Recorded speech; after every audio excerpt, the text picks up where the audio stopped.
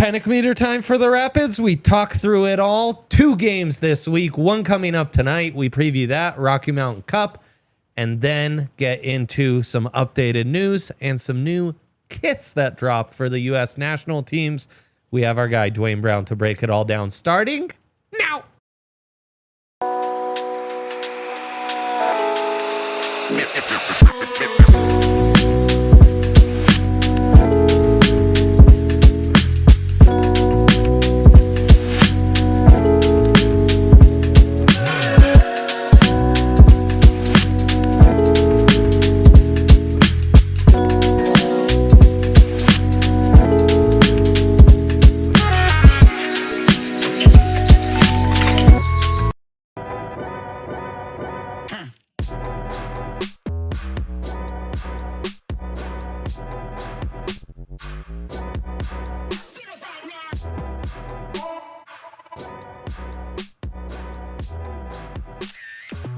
Live from the Toyota Lounge in downtown Denver at the corner of Colfax and York from the DNVR bar. It's the DNVR Rapids podcast. Of course, we are driven by your Front Range Toyota stores. Toyota, the official vehicle of DNVR. Fellas, how are we doing? How are we holding in Rapids, there? I'm telling you. I'll tell you that much. Yeah? Yeah, I'm having a kind of morning that is that fits the current state of the Rapids. You know, I've been driving for the last hour and 45. I woke up so bummed by that Nuggets game. God. And yeah, the Pids are as down bad as we've seen in a minute, which is saying something, I guess, because we've seen Pretty bad Rapids. the times we have seen, most of them have been fairly down bad. So, yeah, we've got a lot to unpack. Luckily, though, 2 games this week. So, you know, we might be down, but we might not be down for long. There's always a chance to turn this all around tonight with San Diego FC. But we've got time to get into that one. First, let's get into these Pids and this current run of form, that ugly 2-0 loss to San Jose at home. And it's paddle of panic time. Bum, bum, bum. How are we feeling as far as paddle of panic time? Yeah, why don't you start us off?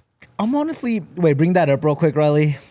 I give you numbers this time, so you don't have to memorize. Yeah, to me, it's 4, right? It's Rafa and injury report, as we have tonight.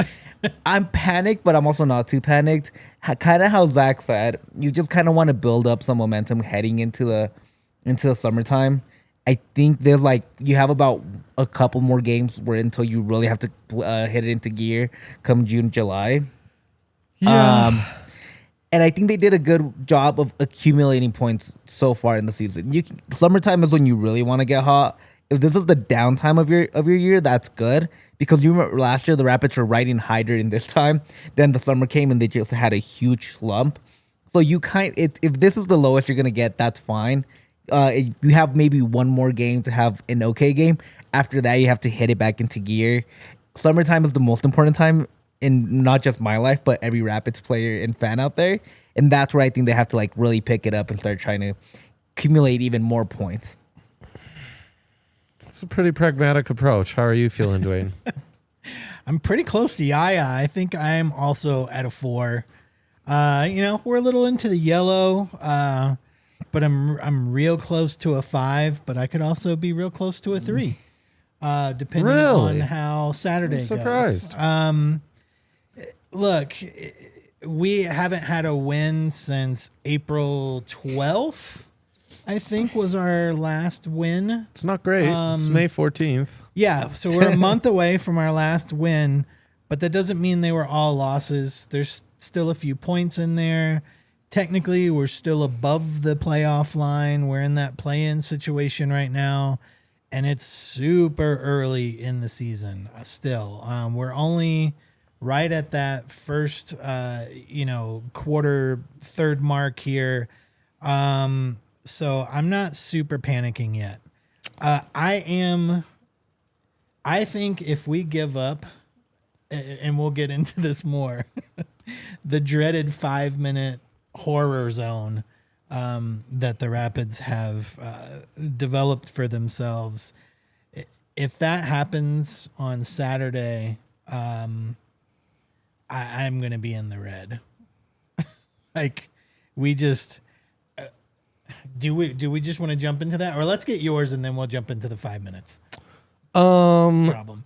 Yeah, I think, I mean, it's aptly named too, that orange 5 last 5 minutes of first half is absolutely where I'm at. So pretty close to a full-blown 6, but not quite there. I am most concerned that the early signs defensively, the positive signs we saw at the start of the season have kind of disappeared. Yeah. Like, that confidence I once had a month ago, it's kind of dying off pretty quickly. And how me and Duane, I was talking to Duane about that yesterday. Was the defense really that good, or was Zach just playing out of his mind and just covered up a bunch of that mistakes? It's legitimate. It's legitimate. And also, like, I don't know, man. I kind of think it's time to get Ian Murphy back into that starting lineup. Yeah. Like this, he was part of all those games early on, and we felt really great about it. And he hasn't been part of these games, and we don't feel great about it. So I think that's a problem. The thing that has me most panicked is, so I no longer trust the defense, like I was encouraged at least.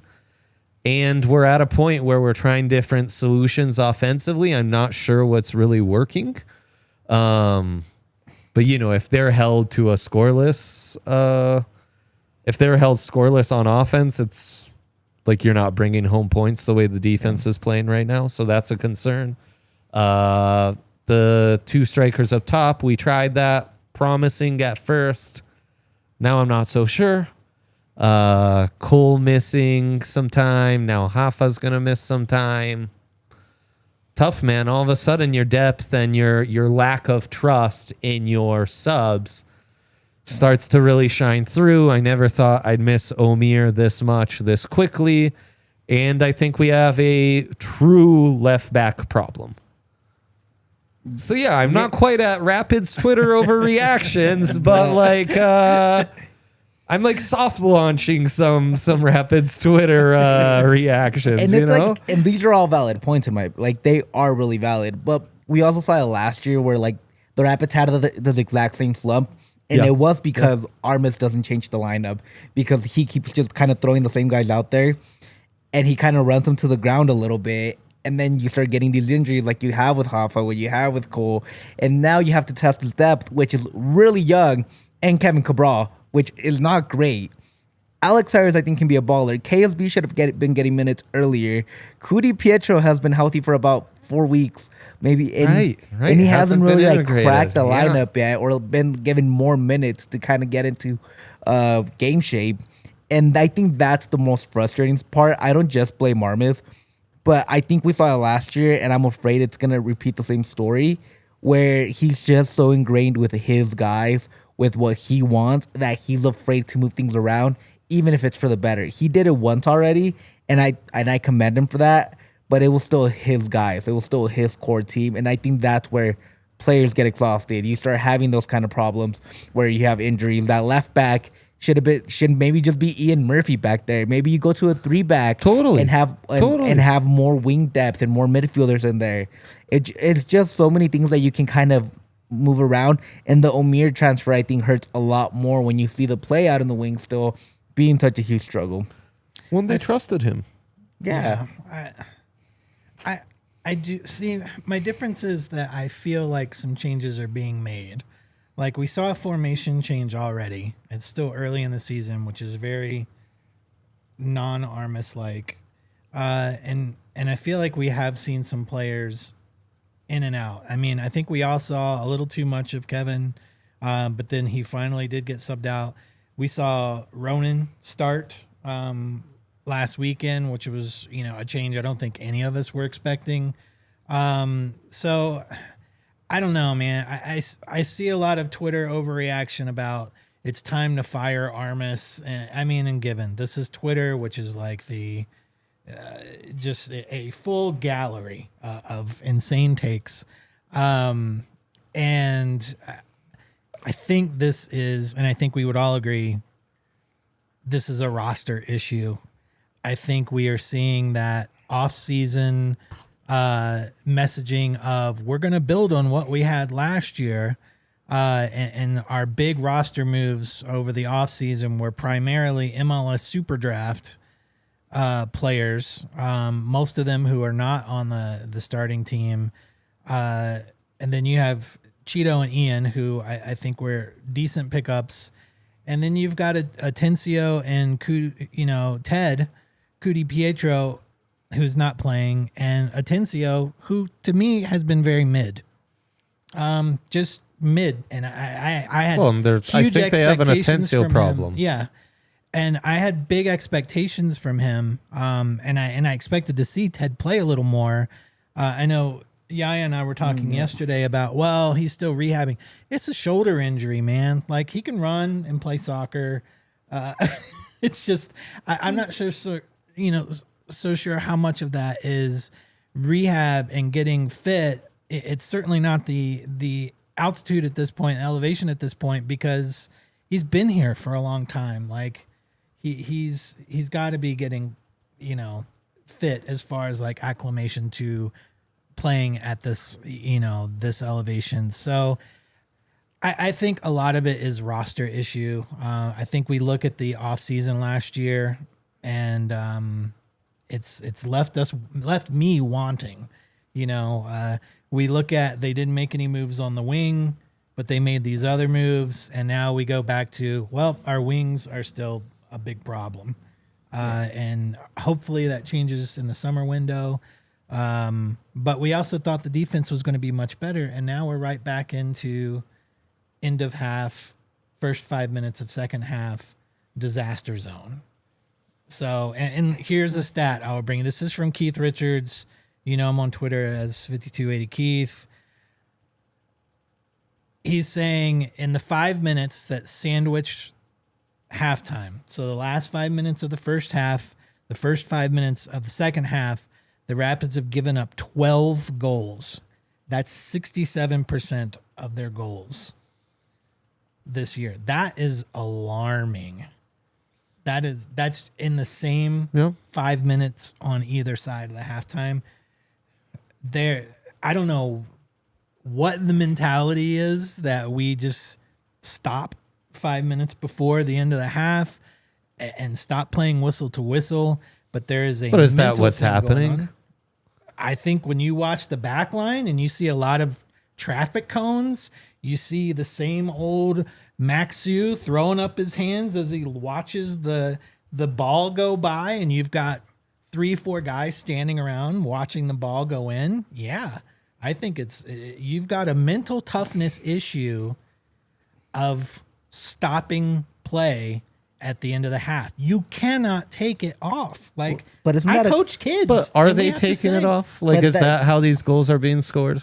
I think that's a bit of an aggressive generalization of how goals are being let in the final 5 or first 5. But that's also like a coaching thing. Like, if it is a mentality thing, like, the coach needs to bring that mentality and change it. Like, because it hasn't I agree. just been. There's definitely coaching responsibility there. And there's also, you're a professional athlete. 100%. Don't get me wrong. That's not taken away. But if it's a trend and it hasn't been fixed, and if it is a mental issue, because I don't know if it is or not, like, or is it like, are you pushing harder and you just don't care about the back line? Like, to me, that's like a coaching thing, and the players have responsibility, of course. But like, if it comes to like 5 minutes before you're already looking into halftime, why is that? Like, why are you looking into halftime? Is it because the coach is like, can we just get in quickly? It's a good discussion. I want to get into it. I see some real Michael Malone, Calvin Booth similarities, so I think there's a bit of a shared responsibility in the roster and maybe not developing the roster you have at hand.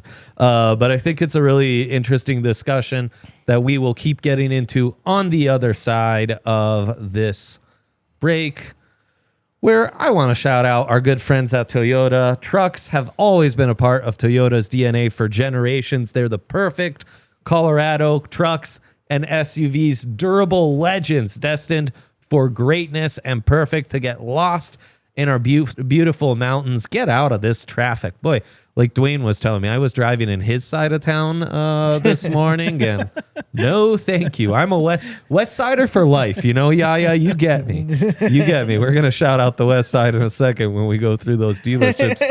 You can hit up. Yeah, the East Side doesn't treat me well.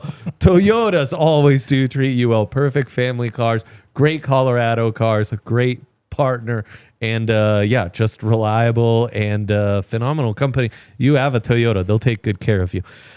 Visit your Front Range Toyota stores at a location near you. AutoNation Toyota, Arapahoe and Centennial, Corwin Toyota in Boulder, Groove Toyota in Littleton, Mountain States Toyota in Denver, Stevenson Toyota Easton, Aurora, and Stevenson Toyota Weston, Lakewood.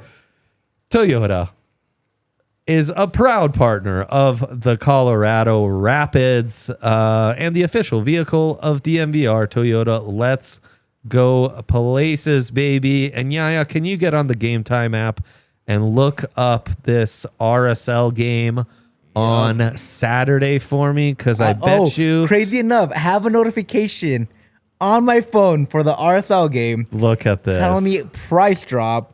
And right now, just to enter the stadium... Great ticket, $32 fire sale. Come on, and they're only going to keep dropping as it gets closer to game time. I've gotten in for $15 before, which incredible. Is just the fees themselves. That's the beauty of it. Game time, the longer you wait, the more you procrastinate. Usually you are screwed if you procrastinate, as people who work in artistic fields can know. No, procrastination pays off at Game Time because of their last minute deals. They're awesome. They're perfect to use for Pids.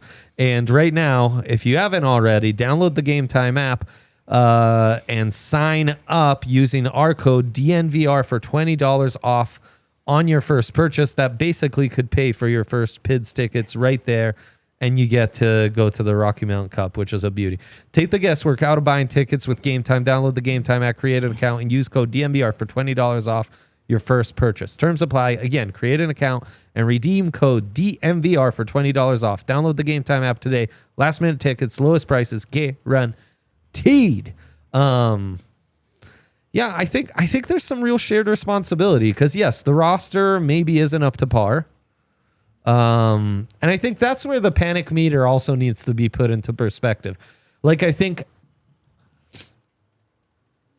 my take a month and a half into the season that this could be a top 5 seed in the West and maybe a top 12 team in the MLS, that's where I'm panicking a little. Yeah. That doubt has been inserted in that feel for this team. And yeah, I think there's a little bit of shared blame because the roster maybe isn't up to par to some extent, though I still believe in this core. I think Zach and Cheeto and that spine to me has a lot of guys to keep building on that can be really good and make for a strong, solid core. But then these guys you're adding on the fringes, you're gonna have to start inserting them and make them more valuable, you know? And I guess he's trying with Jackson Travis. He's trying with Yappy. He did insert Atencio right off the bat, no questions asked, like set and forget. And maybe that needs to be a little more of a, well, wait, let's figure this out. Because to me, a lot of these goals at the end of the half, at the beginning of the half, I'm looking at Ollie Larraz's post-goal reaction.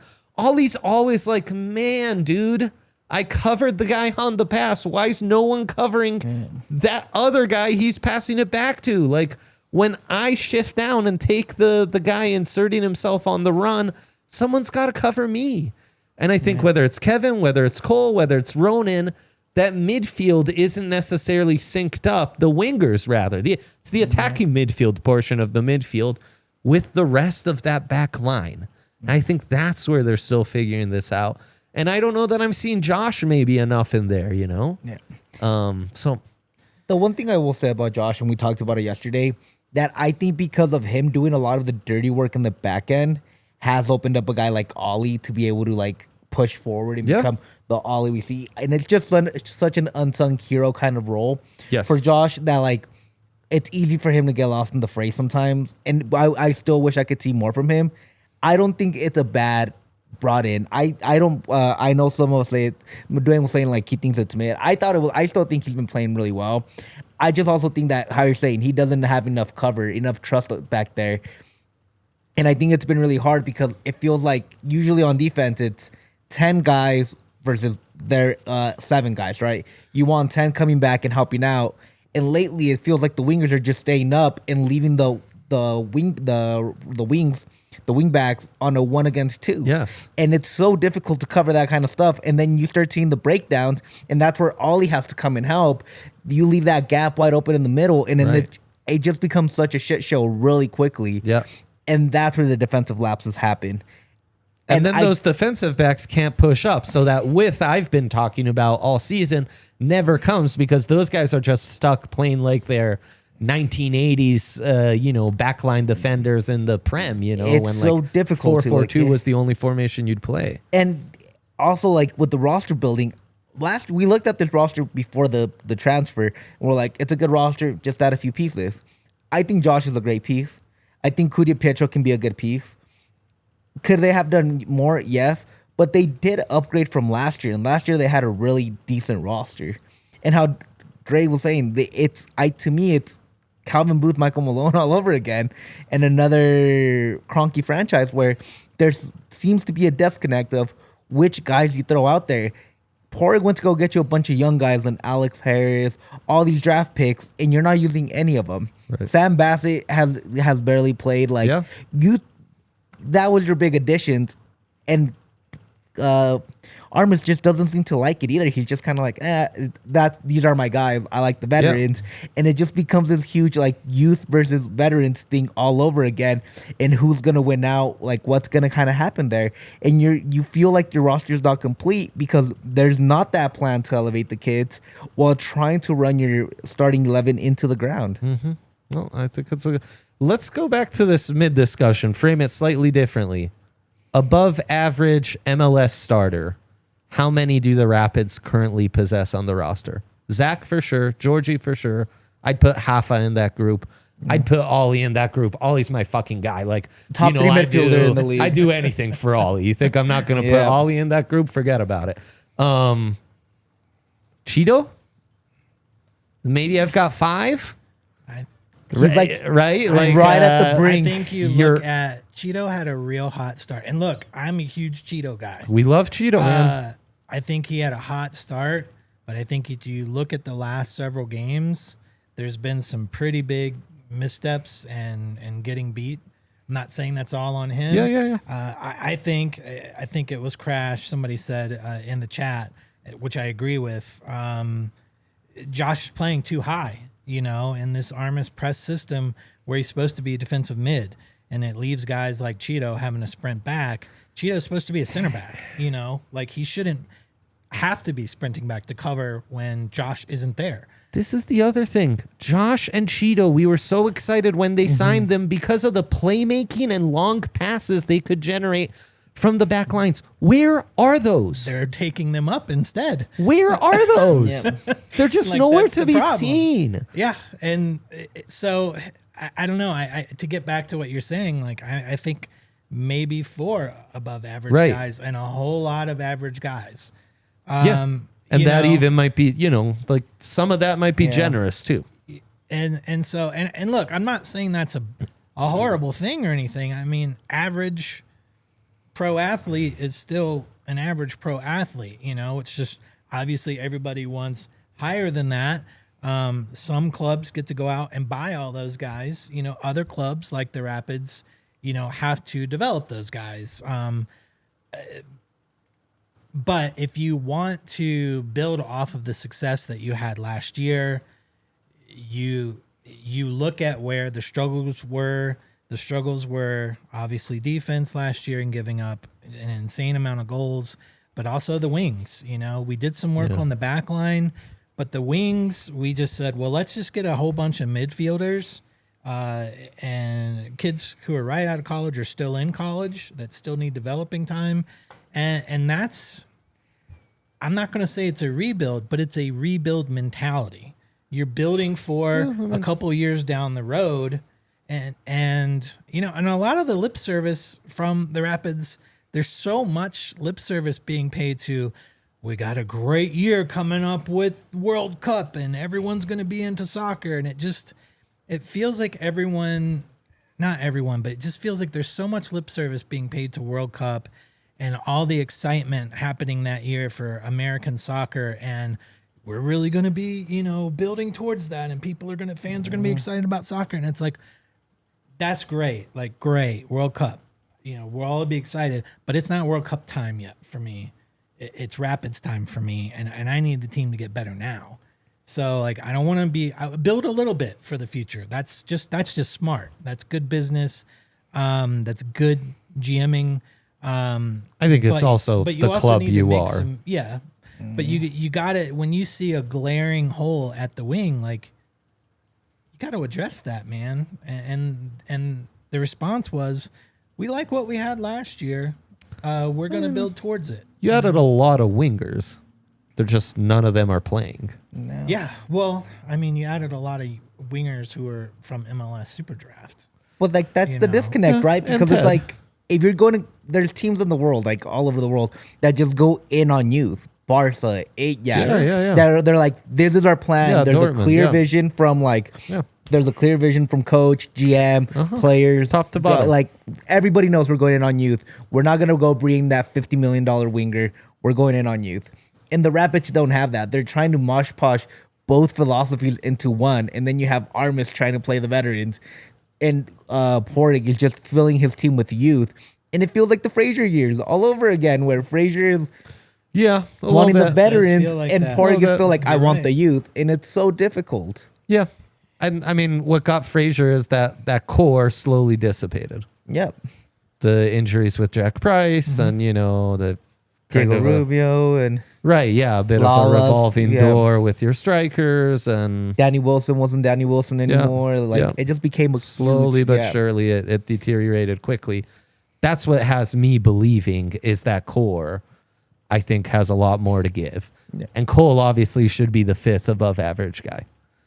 And unlocking Cole's big games have been some of the best games. Yeah, no, Cole had his best season as a Rapid by far last year.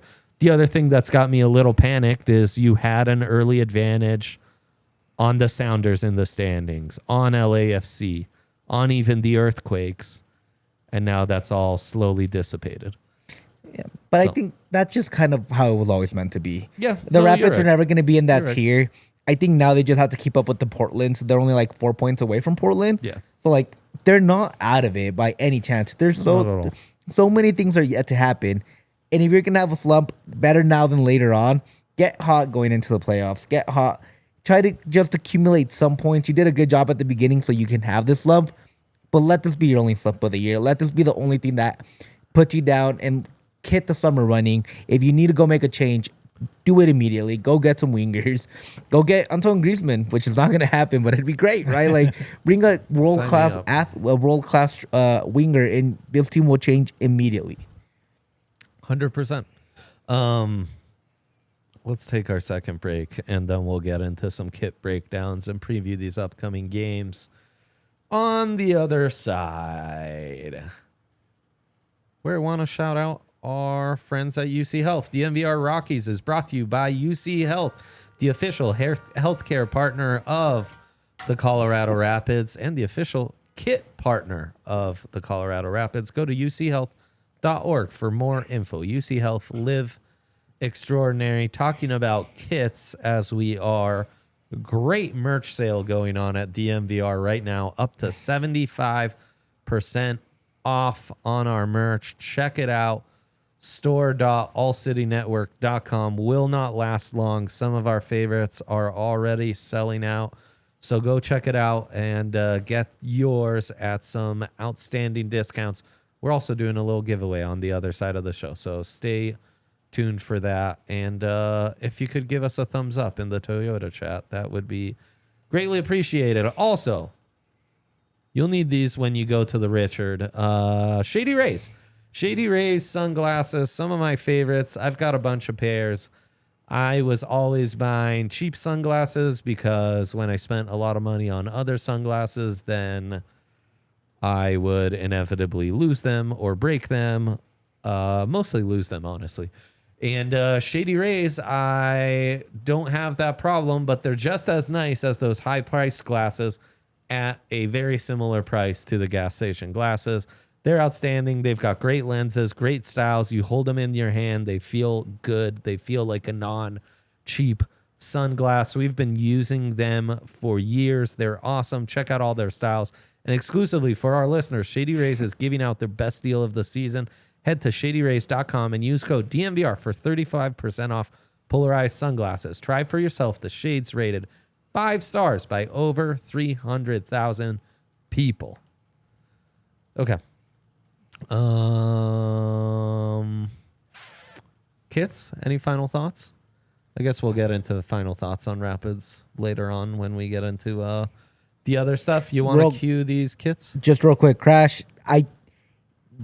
KSB highly touted prospect. Duncan McGuire wasn't, became a starter immediately. You don't know if you have a starter in these kids until you play them out there and you see what they can do. Yeah.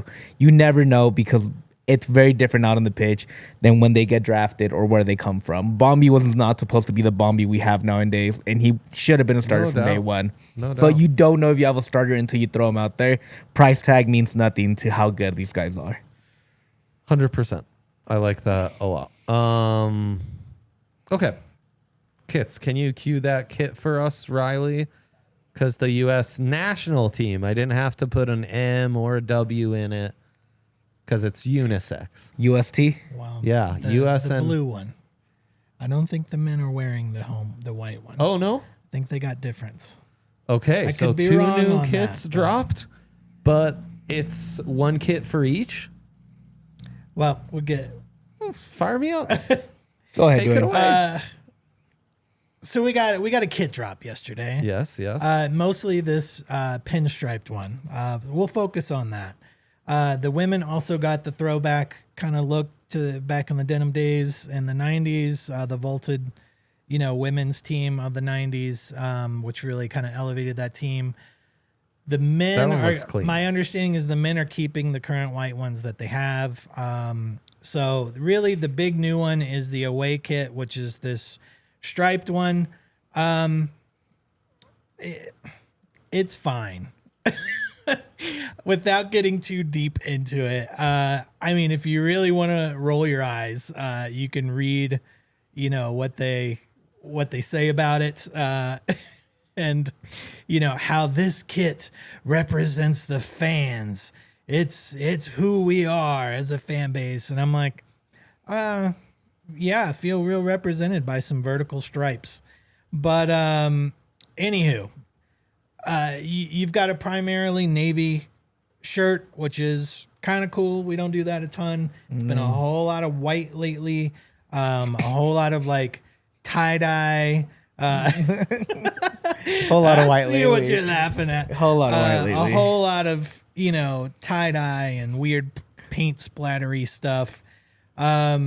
So, this is a more kind of traditional look with the pinstripes on it. It's navy. It's got the red and blue vertical stripes on it. They're fine. I think it's certainly better than what we've had the last few seasons. Certainly better than the Stay Puft from, 2 years ago. With the weird Stay Puft collar on it. I like it better, but I'm not wowed by it. The one thing that drives me nuts about this is simply the name.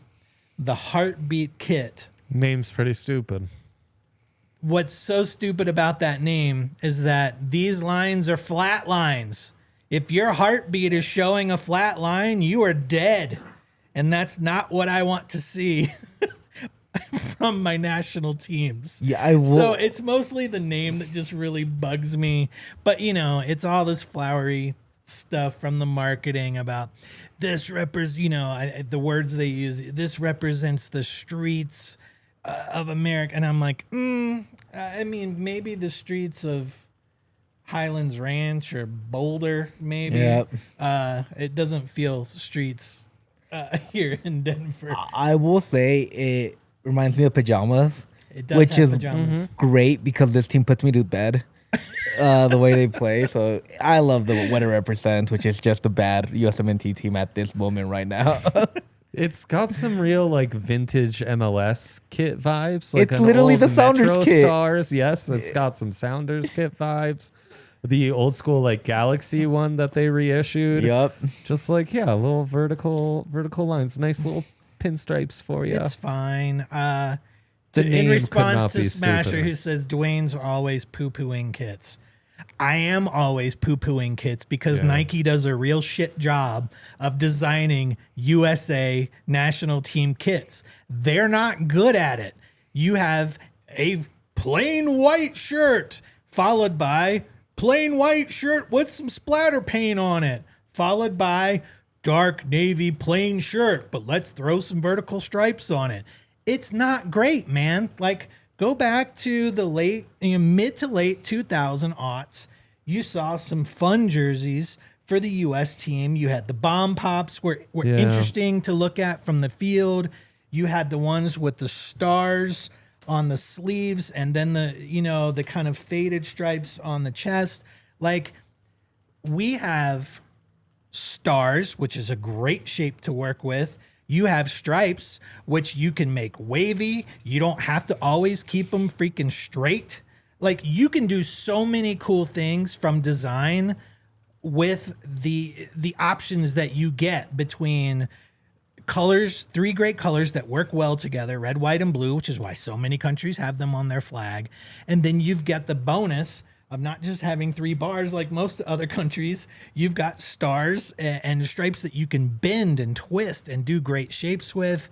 And, again, this is fine, but I want better than fine. I will so say- if that means I'm poo-pooing on the jerseys, then yes, I think Nike should step out of the U.S. design world for a while. I don't think they do a good job, and I think I'll Adidas die is on probably that the hill. best kit maker out there. Adidas does a good job. They have the funnest kits every year. Bayern was the Bayern fans were protesting them hard this weekend. Adidas? Yeah, they had a whole banner about like stop jerking us around. You've been like jerking around the fans for a while now. Yeah. No, You can't make any soccer fan base happy, I'll tell you that much. Which kind of is my take, is like, yeah, we've gotten to a point where you need to issue 3 new kits, sometimes more, every single year to up the sales. And it's like, yeah, they're mostly all going to be stinkers. But just don't make it so boring. America, like the United States, is a huge country. There's so many things to pull from. Look at Mexico. Mexico has some of the badass jerseys like ever. And every year it's cool because they tap into the culture. They tap into the history. They pull those things and make visual elements that make great jerseys, great kits. Nike's idea is very much with the Olympics, and Nike doesn't design our Olympic stuff. That's Ralph Lauren, but you couldn't tell the difference. It's always like, well, these are rich white kids. Give them some pinstripes. And that's how they show up at the Olympics. But that's it's that view of America of just being like this plain rich guy, bad guy from every 1980s movie. But is the vibes that they give. But that you make a great point, but I think that kind of leads to why the kits look like this, which is I think every kit that looks really good, it usually tapped in from the soccer culture of that country and what it represents for that country. Like Italy has the iconic blue with the things, like you can just tell that it's Italy from like far away right away. Yeah. Same thing with Mexico, Brazil, England. They have iconic looks because of their soccer culture and what it's created for their soccer culture. In the U.S. soccer culture, it is pay to play. Yes. It is a little bit plainer. It is a little bit. So I think whether we like it or not, tap into something else. But whether we like it or not, I think it does perfectly represent what the U.S. in soccer actually is at this point. And like, I think you hit it. Maybe What a we've tapped great into a own. larger problem. What a Yeah, great and that, like, and you just saying that kind of made me did realize like that is what soccer culture is in the U.S. for the most part a lot of times, and maybe that is what it represents, and it's up to us to change the culture Hey, so that's the a good kids point, get better. man. Damn straight. We got deep just now. Like, I This is like why you those tune in, white everybody. kits because they're throwbacks. Oh, and they 100%. incorporate stars. give me the denim Balboa jerseys. for the guys. 100%. I'm I all think in. it's a bit of a missed opportunity to not use those But on the men's side. Back in the day, the U.S. was like new, fun, kind of kooky when it Yes. started. So that's why their kids Yes. were kooky. Wacky. Then they kind of Yeah. became like into this like Yeah. kind of like preppy team. So the kids became very preppy. Like I think it does. Your kid does represent what the company thinks of your country when it comes to soccer for some extent. I will say there is a jacket they released too. You can go look for it. We're not going to pull it up on the show, but the jacket's nice. It's like the warm up jacket. You know, again, they took something and they made like a fun, interesting, pattern out of it. I think it looks cool. Yeah. Cool. I like it. Let's do game previews. Actually, on that note about soccer culture in our country, something we hold so dear and the homogenization of it, we have always kind of fought the make soccer culture British, force us to call it football and do this Yeah. and that and make it an EPL thing. And on that note, I would mention that we have our full support for La Brigada de Oro, the Nashville SC Latin supporters group who protested this game. Stand strong, our guys. And yeah, man, just Keep protesting. we want everyone in this country to be part of this culture. We think together we are stronger, and whatever it takes to embrace that, we are all in. And whoever is fighting against that is our enemy. We have no issue saying that on this show. So, yeah, just wanted to mention that. Last time they won was against San Diego FC when everyone thought they'd get boat raced. Not me. No. I was actually weirdly optimistic too. Yaya predicted an L, but I think was oddly optimistic as well. Yeah, a little. Now I'm afraid. I felt better about the first one than I do about tonight. Because San Diego FC, I mean, that was what was so shocking about this San Diego game. It was at home, man. They never stink it up like that at home. Even last home game, that tie against Seattle, should have been a win. Yep. Yeah. Home game before that, win against San Diego. Like the bad results have not really come at home, which Houston, is why yeah. you're getting now. And again, the first half, I think the being down after the first half was undeserving. Second half was one of the worst halves Yeah. of Rapids football soccer we've seen all season long. Yeah. So you got to figure that out. What we thinking, Yaya? I'm thinking we're gonna see a very rotated squad. Yeah. I think Armas is going to go all in on the Rocky Mountain Cup. I think that's key. Is a big supporter of rivalries and keeping that kind of badge of honor, whether you have a bad season or not. So I think he's going to be a rotated squad tonight. I think it's going to be a very defensive game from the Rapids. And I think it's going to be a counter heavy, especially with, I think Cabral's going to start, and I think he's going to start up top. I don't think he's going to be a winger. And I think they're going to try to play some counter ball and try to get Cabral speed into their advantage and just pack the house Do defensively. you think two up top with Yappy and Cabral? No, Or I just think- Cabral going back to the one. I up think top? it'll be two up top because I think they're going to want that height for like set pieces. But I think they're going to drop Yappy into like kind of like that false 9-10 role and have him play because he's really good defensively too. And With he's gonna Cabral pressure. up top? Yeah, with Cabral up top. And I think that's the way they're going to try to squeak out a result, whether it's a draw or a out of nowhere win, because I think they're just going to try to rotate the squad and be all the way back to try to get something on the counter, especially because you've seen that San Diego is not as quick. You already got them at home, and with a guy like Cabral up there that can just rush, like I think it's going to be helpful for them. I like the game plan a lot. I wonder if they'll actually implement that. The starting lineups in this one will be fascinating to see. I think we see some goals, and I think the counter mentality could suit this team perfectly. Without, is Cole going to start? He played by the end of last game, so he must be feeling good enough. I hope he honestly doesn't. couldn't tell you what this lineup's going to be. The only injuries are Fadal and Rafa on our side. Losing Hafa, though, is It's huge. Massive. I don't think he got injured by kicking the bench on the way out, by the way. I think the reason he was pulled was because he was hobbling a bit on Saturday. If you go back and watch, he wasn't 100%. I think that's why they tried to save him. But he was obviously super pissed when he got subbed out. I think it was Jim said he kicked the bench pretty hard on the way out. So people were thinking that's why he's injured his ankle, but I think that was an issue before he came off. They've rode these starters, man. Yeah. Guys like Hafa have played basically every minute this season. It's insane. And that's the part where Armis Right. that's That's what I'm saying. Like, that's where, Armis comes into play as a responsible party in all of this, for sure. And I think that's where the mystery of what tonight's lineup is going to be, because you've got really interesting.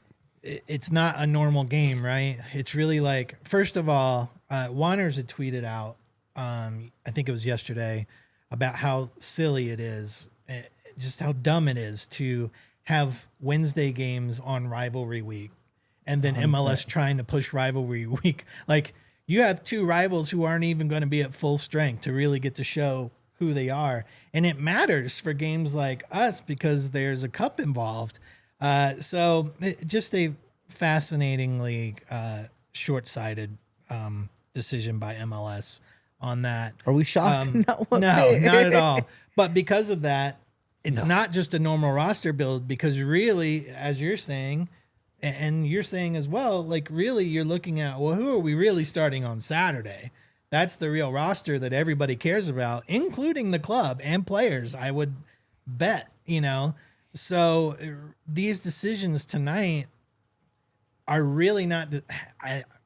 This is just Duane's take. I'm not saying this is the club, but the decisions made for tonight on who plays and who starts isn't about San Diego.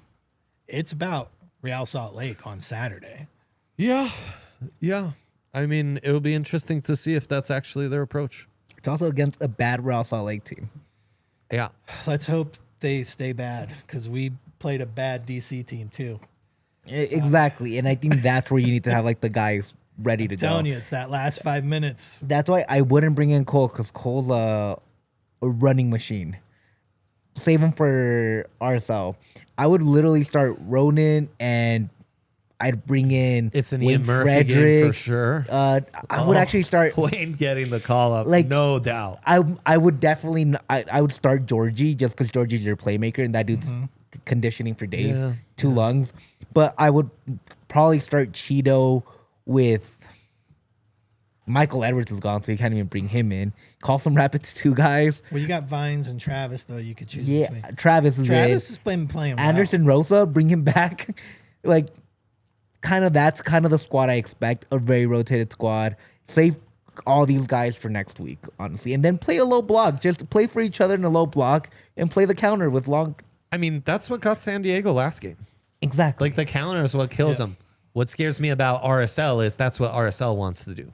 Yeah. That's Pablo's game to a T. Just sit back and try to hit on the counter.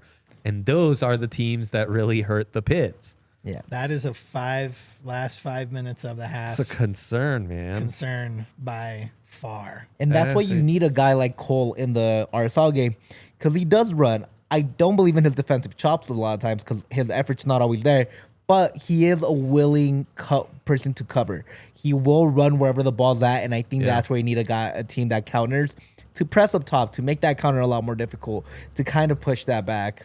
So that's why I would save Cole just for the next game. Makes sense to me. After this road game in San Diego, then 2 consecutive home games, back-to-back Saturday games, hosting RSL, obviously, and then hosting St. Louis City. So we've got just a couple more minutes. Obviously, the RSL game is one we've had circled. We had Zach on the show last week. Yeah, Yep. that happened last week. Yep. Talking about the Bonus show. unified game. So yeah, that's going to happen after the RSL game. We would love to see you there. There's the information. In fact, we'd love so much to see you there that if you hit us on Twitter and you send us a picture of yourself at the unified game after the RSL game, we will give out a $25 gift card to the DNVR bar and a shirt of your choice from DNVR on us to one lucky winner. Just hit us on Twitter. If you're not on Twitter, email us at info@thednvr.com. You can't remember this information. I will be Hit us tweeting up it on out for Twitter. you. It's going to be fine. Stay for Unified, everybody. If you don't have tickets yet, go get tickets, find friends, buy some tickets, go to the game. 1, it's RSL. 2, you're supporting Unified.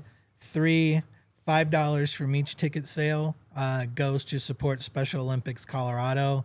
There are so many good reasons to go on Saturday. So many great reasons to stay for the Unified squad. I will tell you, if you have never stayed and watched the Unified squad, stay. You will make sure that you clear your calendar to stay for the next one and the next one and the next one. In a world that is very crummy, you've got stuff going on in Nashville.